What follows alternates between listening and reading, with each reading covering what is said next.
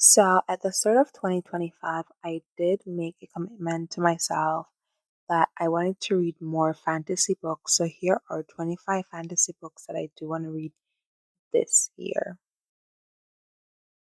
I also would like to say that on my reading channel, I did make a list of 25 books that I wanted to read. A bunch of the fantasy books that are already in that list, I have already read. So this is kind of like a brand new list of just 25 books that I want to read. Also, some of them I remember the synopsis for, and the ones and others I know the synopsis, but I don't remember. So, some books I might not tell you what the book is about. Let me move. I'll insert like a picture of the book right here. As always, I have like a list of the books on, and this is a notebook that I use. So the first book I want to read is Lord of the Rings, which I think is very self-explanatory.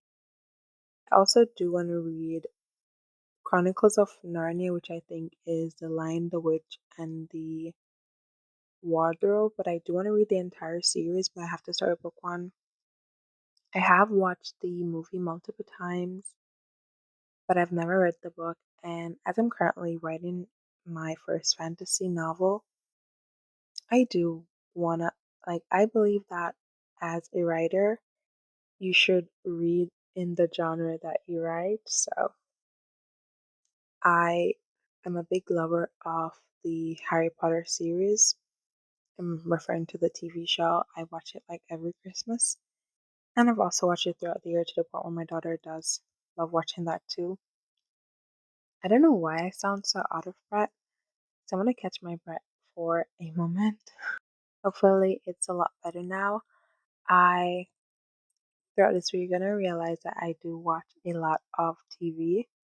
So I watched the Shadow and Bone TV series. I really loved it, and then I started reading the book. I've read book one and book two, so I do want to finish off the trilogy, which is Run and Rising. Now, I have not read any dark academia since I started reading back in 2023. Since I picked up back reading, I was always a reader as a kid. I just got too busy with life as an adult. And I have read like one Arif Kwang book. It was Yellowface. It wasn't like my favorite. I really didn't like that book. But there has been a lot of talk about Babel, so I definitely want to try that out.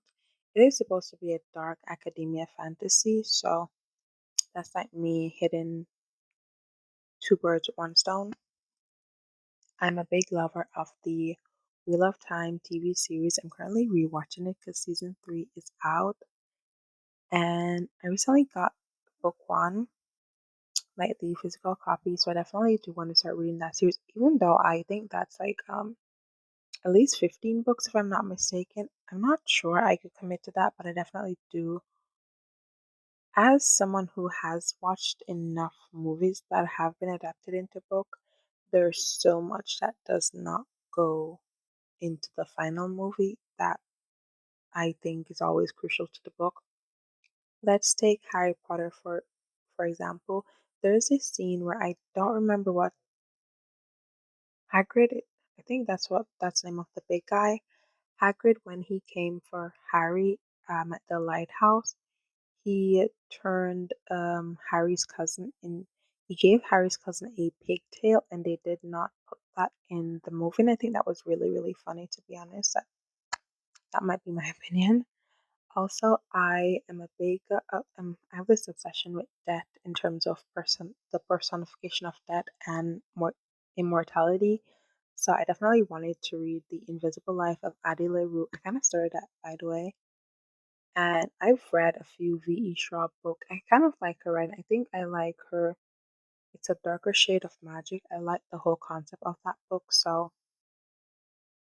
then there was this whole controversy around Powerless and Red Queen. So I do want to read Powerless. I've already read Red Queen. I loved it, and I like to be in the know, so I definitely want to read Powerless too. And if you stay here long enough, you'll know I'm obsessed with all things witches, vampire, werewolves, and dragons. So I definitely wanted to read Heartless Hunter, which follows Rue. She is a witch, and in this world, witches are now being hunted. And so the hunter, they kind of had this little fate hidden thing. I kind of started reading this a while back too. So, and if you love Shadow and Bone, it's only fair that you love Six of Crows. So I don't know, like I just believe that the whole Shadow and Bone TV series has Brackett and his gang really contributed a big part to that. So I definitely wanted to read Six of Crow. I recently did a video talking about the difference in the fantasy genre now versus then, and I kind of remember that there was this series that I love by Rachel Mead. It's called Vampire Academy. I've watched the TV show and I've watched the movie, and I really loved it. And there's just so much magical elements to this book, and I think I read it as a teenager, so I do want to read that again.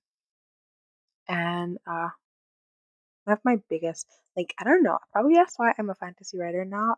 If you stick around long enough, you know that I read a lot of fantasy books. Except from my Nancy Drew and my Hardy Boys, I read a lot of fantasy. And one of the fantasy books that I really loved as a kid was the Percy Jackson series, which I definitely want to pick up again. There was this movie I watched as a kid called Inkheart, where this guy, he has this ability where anything he reads basically comes to life. And I don't know, I went to my library like sometime last year and I saw this book. I just brought back so much of my childhood memory. So I definitely wanted to read this book too. Then there's The Kingdom of Sweets.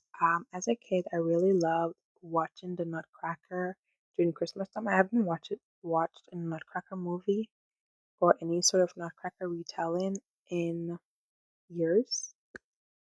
So this one follows two. I keep saying two twins. I've always said two twins as a kid. This one follows a twin, Natasha and Clara, and the godfather in this book. There's a godfather called Dressomir. He came to their first birthday. They were born on Christmas Day, and he basically he gifted Clara the gift of light and Natasha the gift of darkness or whatever. And so Clara is like the beautiful, everyone wants to be with her type of girl, while Natasha grows up as the one that no one wants to be around.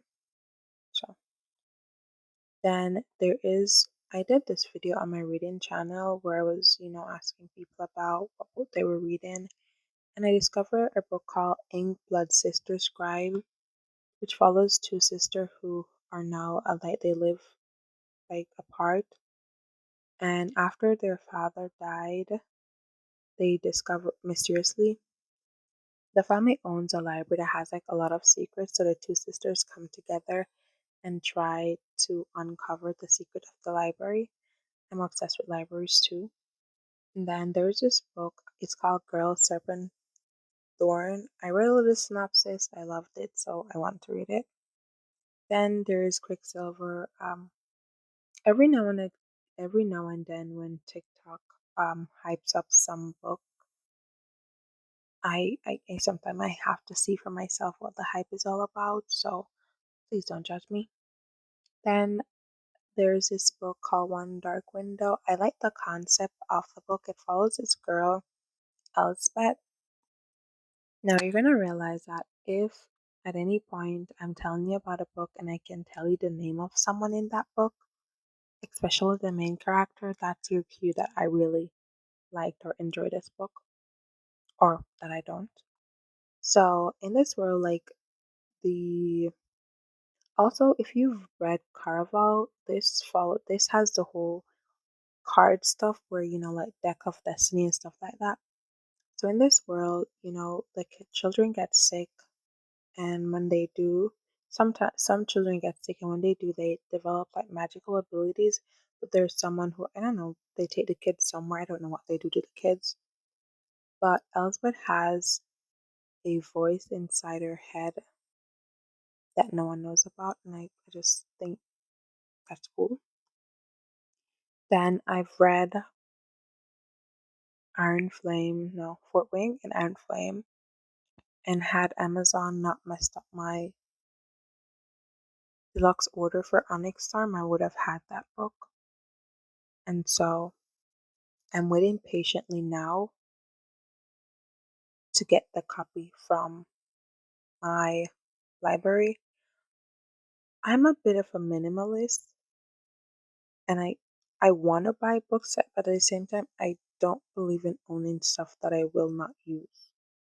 So the bulk of the books that I own, I either got them at a really good deal or I've read them, loved them, and then I bought the book. I just don't believe that I need to own every single book I've read, because some books I'm going to read and I'm not going to like. I have a few books that I've read and I'm definitely, I'll never want to own a copy because I'm not going to read those again.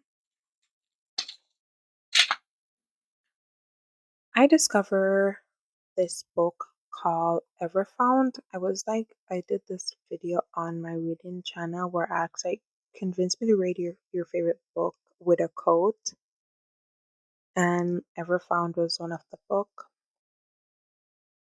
Now, Everfound, as this is the second time I'm making this video because the audio in the first video was really crappy. Everfound, as I was editing the first version of this video, I realized is book 3.